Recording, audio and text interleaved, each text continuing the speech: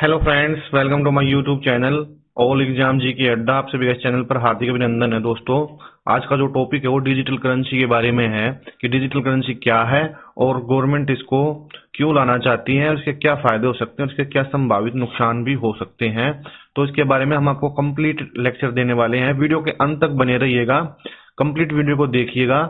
मेरी आपसे विशेष रिक्वेस्ट है, और अगर आपने इस चैनल को सब्सक्राइब नहीं किया तो प्लीज सब्सक्राइब द चैनल, ताकि हमारा सभी का मोटिवेशन बना रहे और हम आपके लिए नई नई वीडियो लाते रहें और इसका फायदा ज्यादा से ज्यादा स्टूडेंट्स को पहुंचे। ठीक है दोस्तों, तो चलिए इसको शुरू करते हैं। देखिए, सबसे पहले क्या डिजिटल करेंसी है, नाम से पता चल रहा है डिजिटल मतलब वो किस फॉर्मेट में होगी, आपके वो फिजिकल फॉर्मेट में नहीं होगी।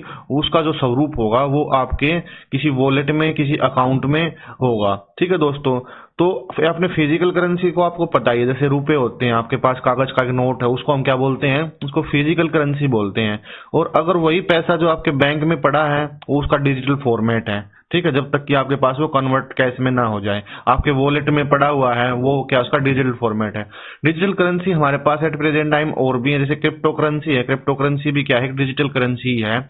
लेकिन क्रिप्टो करेंसी में और इसमें क्या फर्क है, जो गवर्नमेंट जो आरबीआई की करेंसी जो डिजिटल लाने वाली है, कि क्रिप्टो करेंसी जो है वो सरकार से मान्यता प्राप्त नहीं है। ठीक है, वो क्या है, एक मतलब एक अनौपचारिक माध्यम है पेमेंट करने का। वो आप किसी का, अगर किसी का नुकसान हो जाता है इन्वेस्टर का उसमें, तो गवर्नमेंट उसके लिए लायबल नहीं है। आप किसी कोर्ट में जाके नहीं खड़ा हो सकते, किसी के खिलाफ केस नहीं कर सकते।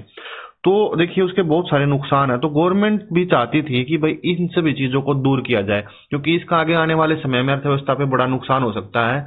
काले धन का भी जो है इसमें जो है ब्लैक मनी मार्केट बन सकती है एक अलग से। तो इस स्वरूप को बदलने के लिए गवर्नमेंट चाहती है कि एक ऐसी करेंसी लॉन्च की जाए हमारे द्वारा भी, कि जो कि हमारे से सिक्योर्ड हो, मतलब गवर्नमेंट उसको सिक्योरिटी प्रोवाइड करे। तो बहुत सारे देशों में इसके बारे में जो है चलन चल रहा है। आगे आप 1-2 साल में देखेंगे बहुत सारी कंट्रीज जो हैं इसको डिजिटल करेंसी को, अपनी डिजिटल करेंसी लाएगी, और इंडिया भी चाहता है कि हम इसमें पीछे ना रहें। तो देखिए, इसमें बात क्या कहां से स्टार्ट हुई, तो 2022-23 का जो केंद्रीय बजट पेश किया था मंत्री श्रीमती निर्मला सीतारमण जी ने, जो वित्त मंत्री थी, तो उन्होंने क्या है इसकी बात कही थी। उन्होंने कहा था कि भाई रिजर्व बैंक ऑफ इंडिया वित्त वर्ष 2022-23 में एक डिजिटल करेंसी को लॉन्च करेगा, और ये भारत सरकार की आधिकारिक डिजिटल करेंसी होगी, ऑथराइज्ड होगी, ये लीगल टेंडर होगा, मतलब आप कोई भी बंदा इसको लेने देने से मना नहीं कर सकेगा। ठीक है, हम इसकी डिटेल आगे पढ़ेंगे क्या क्या है। 1 नवंबर 2022 से देखिए इस प्रोजेक्ट को चालू कर दिया गया है।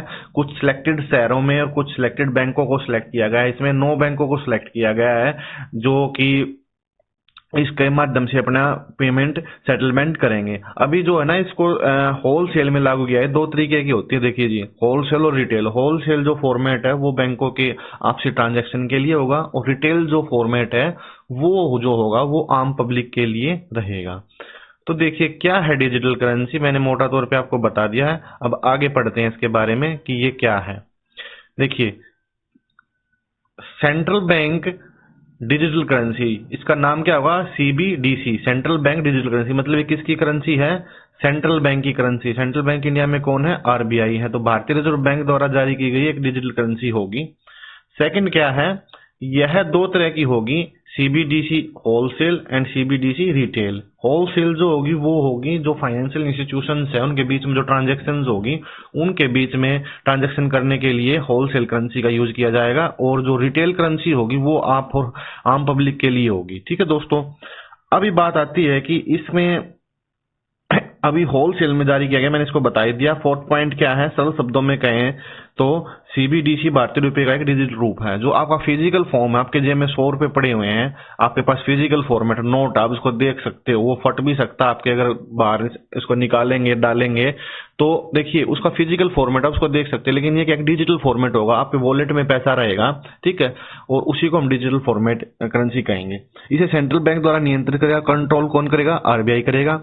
6th पॉइंट क्या है, एक बार जब आरबीआई से डिजिटल करेंसी को जारी करना शुरू कर देगा तो हम और आप जैसे लोग नियमित रुपए की तरह ही इसका इस्तेमाल कर सकते हैं, और कोई व्यक्ति इसे लेन देन के लिए मना नहीं कर सकता।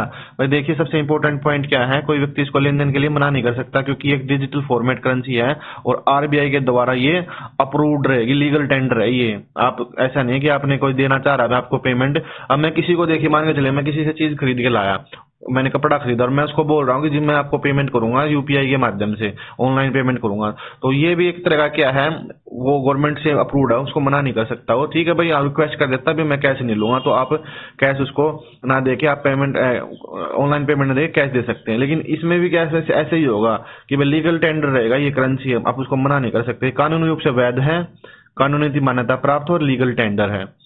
8वां पॉइंट क्या है, डिजिटल रुपया आपके एनईएफटी, आईएमपीएस और डिजिटल वॉलेट की तरह होगा। आप इसका उपयोग थोक लेन देन, खुदरा भुगतान के लिए कर सकते हैं और आप इसे विदेश भेज सकते हैं और आप इसका बहुत कुछ कर सकते हैं। मतलब जो पैसा एक रुपया कर सकता है ना आपका फिजिकल फॉर्मेट में, वो सारे काम ये करेगा, बल्कि उससे ज्यादा अच्छी तरीके से करेगा ये। ठीक है, तो अब देखिए क्यों चाहिए ये डिजिटल करेंसी। भाई आरबीआई के दिमाग में गवर्नमेंट क्यों चाहती है कि हमें डिजिटल करेंसी चाहिए। देखिए मैंने इसके बारे में एक ओवरव्यू आपको दे दिया है, वैसे पॉइंट पढ़ते हैं इसके। फर्स्ट पॉइंट क्या है, विश्व के दूसरे देश इसे लॉन्च करने की तैयारी में है। ठीक है भाई, भारत भी इससे पीछे नहीं रहना चाहता, भाई दूसरे करे तो हम भी करेंगे, क्योंकि भारत में एक उभरती हुई अर्थव्यवस्था है। सरकार चाहती है कि उसकी भी एक डिजिटल करेंसी हो। आपके डिजिटल करेंसी को ट्रांसफर करने के लिए बैंक खाते की आवश्यकता नहीं होगी। देखिए अगर डिजिटल करेंसी आपके अकाउंट में पड़ी हुई है ना, तो वॉलेट की तरह काम करेगा, एक वॉलेट होगा, आपको कोई अकाउंट खोलने की जरूरत नहीं है किसी बैंक में, समझे आप।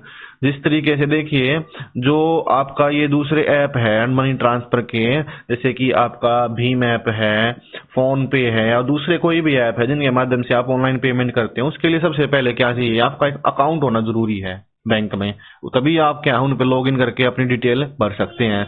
लेकिन इसमें क्या होगा, इसमें ऐसा नहीं है, इसमें आपको अपने अकाउंट की जरूरत नहीं है, इसमें मेन डिफरेंस यही रहेगा। ठीक है, 6वां पॉइंट का, सरकार नकली मुद्रा को रोक सकेगी। भाई देखिए जो फेक मनी है ना उसका बहुत चलन हो गया इंडिया में, पहले भी था, नोटबंदी की गई थी उसी को रोकने के लिए, लेकिन क्या है कुछ टाइम तक चीजें रुकती हैं, उसके बाद फिर स्टार्ट हो जाती हैं।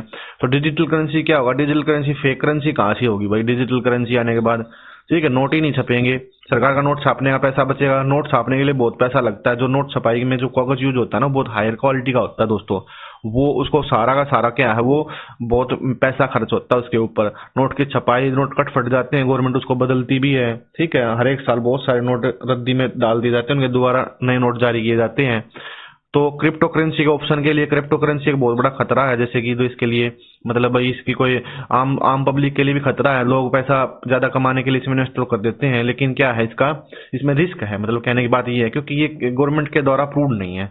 9वां पॉइंट क्या है, मुद्रा के रख रखाव को खर्च कम करेगा। भाई ठीक है, पैसे को देखिए आप छापते हो, उसको एक दूसरी जगह से ट्रांसपोर्टेशन के भी खर्चे होते हैं। ठीक है, आपको एक बैंक से अब एटीएम में पैसा डालना है, क्या है उसके लिए एक वैन आएगी, 4 बंदे उसके लिए सिक्योरिटी गार्ड आएंगे, ठीक है उसमें पैसा डालेंगे, एटीएम को उखाड़ के ले जाते हैं लोग, चोर वगैरह। तो देखिए बहुत सारे खतरे होते हैं फिजिकल करेंसी को, उनको दूर करने के लिए इसका ऑप्शन सिलेक्ट किया गया है। क्रिप्टो करेंसी के उतार चढ़ाव से लोगों को बचाना, क्रिप्टो करेंसी के जो नुकसान है उनसे भी लोगों को इसे बचा जा सके। क्रिप्टो करेंसी के डिफरेंस है मैंने आपको पहले ही बता दिया है। क्रिप्टो करेंसी से डिफरेंस कैसे है कि क्रिप्टो करेंसी जो है वो गवर्नमेंट अप्रूव्ड नहीं है। क्रिप्टो करेंसी जो है दोस्तों वो गवर्नमेंट अप्रूव्ड नहीं है। अगर आप क्रिप्टो करेंसी में इन्वेस्ट करते हो और आपका पैसा डूब जाता है तो आप कहीं कोर्ट में चैलेंज नहीं कर सकते किसी व्यक्ति को कि मेरा पैसा डूब गया, मैंने इन्वेस्ट किया था। तो गवर्नमेंट क्या है इसको बैक्ड नहीं करती है, सिक्योरिटी प्रोवाइड नहीं करती है। ठीक है, क्रिप्टो करेंसी पे किसी भी प्रकार का कंट्रोल नहीं है, जो जारी करता है ना क्रिप्टो करेंसी उसका भी इस पे कंट्रोल नहीं है। ठीक है दोस्तों, तो ये क्या है, एक अनकंट्रोल्ड करेंसी है क्रिप्टो करेंसी। इसमें ज्यादा फायदा भी हो सकता है, नुकसान भी हो सकता है, कुछ पता नहीं है चीज का। तो इस चीज से इस प्रकार से भिन्न है। सुरक्षा का खतरा देखिए, अब भाई देखिए अब गवर्नमेंट डिजिटल करेंसी ला तो रही है, लेकिन डिजिटल करेंसी के कई अपने नुकसान भी है। ठीक है, सुरक्षा खतरा सबसे पहले तो इसमें, ठीक है। दूसरा क्या है, हैकिंग का खतरा, मतलब वही है हैकिंग का खतरा अभी, सुरक्षा का, लोग ज्यादा पढ़े लिखे नहीं है। दूसरी बात क्या है और क्या खतरा है भाई इसका, कि देखिए हिंदुस्तान जो है ज्यादा इसमें अभी भी आज के टाइम में भी बहुत सारे बंदे ऐसे हैं जो कि बिल्कुल पढ़े लिखे नहीं है। ऐसे बंदे भी उनको खुद फिजिकल प्रूफ का भी नहीं पता है कितने उनको काउंट कर नहीं सकते वो। तो देखिए इसके पीछे ये भी है कि अब इसको लागू तो कर देंगे, लेकिन अब देखिए दोस्तों अब उन लोगों के लिए तो दिक्कत हो जाएगी जो पढ़े लिखे नहीं है। आम लोगों की प्राइवेसी भी खतरे में हो सकती है, अगर हैकिंग हो गई तो उनकी प्राइवेसी खतरे में आ जाएगी। सरकार को पूरे सिस्टम को सुरक्षित रखना एक चुनौती होगी। तो बहुत सारे इसके क्या हैं अपने जो मतलब थ्रेट्स भी हैं कि जिनको गवर्नमेंट को देखने पड़ेंगे वो इसको लागू करने से पहले, और समय समय पर उनको दूर भी करना पड़ेगा। तो लेकिन देखिए गवर्नमेंट क्या है कि बहुत बड़ा ऑर्गेनाइजेशन है, ये बड़ा सेटअप, उनके पास हर एक चीज की फैसिलिटीज हैं, बड़े बड़े धुरंधर बैठे हुए हैं चीजों को सोल्व करने के लिए। तो कोई भी चीज जब स्टार्टिंग में आती है तो उसका नुकसान, देखिए नुकसान भी कुछ होते हैं या उसके लूप पॉइंट होते हैं, वो बाद में पता लगते हैं। ठीक है, लूप होल जो होते हैं उनका बाद में पता लगता है, तो धीरे धीरे उनको करेक्ट कर लिया जाता है।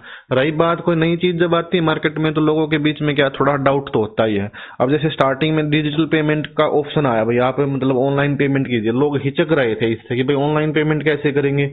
और आज आप देखिए कि लोगों के बीच में क्या है, मतलब सवाल आ गया लोगों को इसका पेमेंट करने के लिए। आप अपने से अंदाजा लगाइए आप कितनी पेमेंट कैश में करके आते हैं। सारी की सारी पेमेंट लोग क्या होती है, ऑनलाइन ही होती है मोस्टली, खासकर जो पढ़ा लिखा जो वर्ग है उनके अंदर में।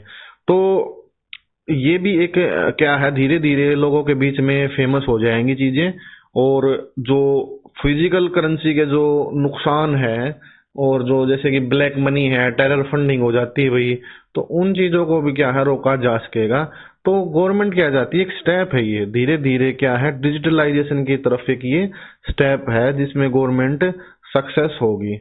तो देखिए दोस्तों, आशा करता हूँ आपको ये वीडियो पसंद आया होगा। तो देखिए दोस्तों, वीडियो पसंद आया तो लाइक करना मत भूलिएगा और कमेंट भी जरूर कीजिएगा कि क्या ये जो करेंसी है वो कामयाब रहेगी। आप अपने कमेंट जरूर कीजिएगा भाई करेंसी कामयाब हो सकती है क्या नहीं, ये इस तरह का जो कॉन्सेप्ट गवर्नमेंट चलाने जा रही है क्या ये कामयाब रहेगा और इसके क्या क्या लूप पॉइंट हो सकते हैं, क्या क्या खतरे हो सकते हैं, आप कमेंट करके बताइएगा। ठीक है दोस्तों, चैनल को सब्सक्राइब करना मत भूलिएगा। Thank you very much.